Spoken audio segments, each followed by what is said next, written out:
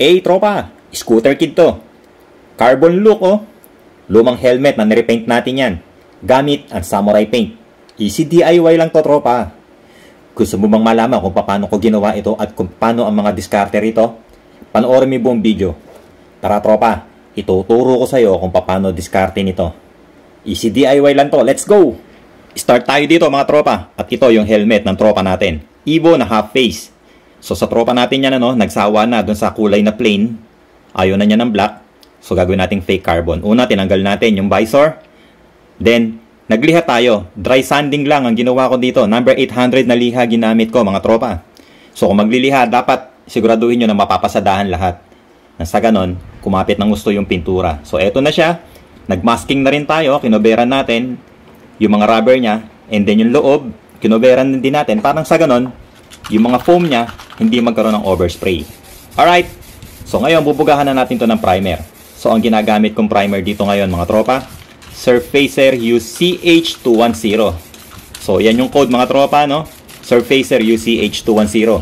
At after matuyo ng primer, nagbuga tayo ng black. Gamit natin black 3109. Alright, pinatuyo natin yung black mga tropa. Ngayon, nagsasalin ako dito sa disposable cup ng SC Silver Gray. Ang code nito, Y137. So, ganyan lang ang pagsalin ng samurai paint para magamit nyo sa paintbrush.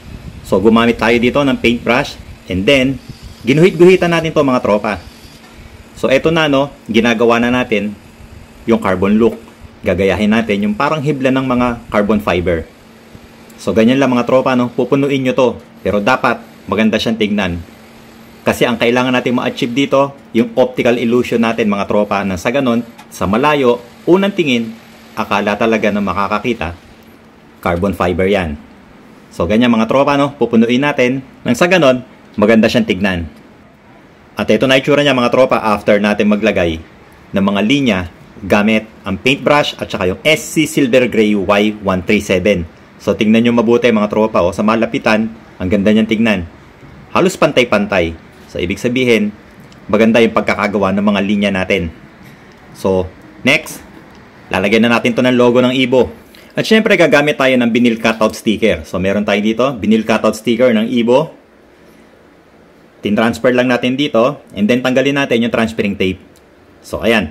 Meron na tayong logo ng Evo, mga tropa, Next naman na gagawin natin, kukuberan natin yung lahat ng gilid. Na sa ganon, hindi magkaroon ng overspray itong mga gilid ng helmet natin para hindi siya ma-damage. And then, bubugahan natin, mali pa yung nakuha ko. Bakit black ang nakuha ko? Dapat sparkling gold 401123. At pagkatuyo, tinanggalan natin yung pinang-cover natin at saka yung vinyl cutout sticker. So, eto na.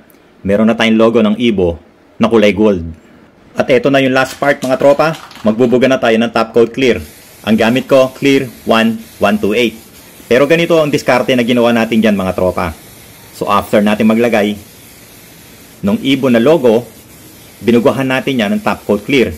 Ganon din yung ginamit natin, Clear 1128. Inabot ako ng 4 na coats. Tapos pinatuyo ko mabuti yan maghapon mga tropa. And then nag-wet sanding ako. Number 800 na liha ginamit ko. Kaya itong ibinubog ako ngayon, last and final coat na to mga tropa. At ang sistema, wet application mga tropa. Nang sa ganon, maganda yung kintab nung finish natin. Alright mga tropa, tapos na tayo. So ito na yung helmet natin. Meron na tayong fake forged carbon. O yung carbon look na tinatawag ko mga tropa, So easy DIY lang, di ba? Sundan nyo lang yung step by step natin. Yakang-yakan nyo yan. So makakagawa din kayo nyan gamit ng samurai paint. So ayan mga tropa, Sana nakapulot na naman kayo ng kaunting kaalaman. Sana nakakuha na naman kayo ng idea. Pwede nyo magaya yan mga tropa sa mga DIY projects nyo. Siyempre, dapat gamitin mo samurai paint tropa. Samurai paint lang sa kalam. So, dun sa mga tropa natin, na mga nagtatanong, nag-i-inquire kung pwede ba daw magpa-repaint. Tropa, hindi tayo nag-a-accept ng mga paint jobs. Ang ginagawa ko, vlog and tutorials lang mga tropa. Isineshare ko lang yung mga ideas na alam ko. Na mga pwede nating magaya at magamit sa mga DIY projects. So, syempre, isineshare ko to gamit ng samurai paint. Alright. So, ayan mga tropa. Paano? Kita-kits na naman tayo next video. Ride safe palagi. Peace!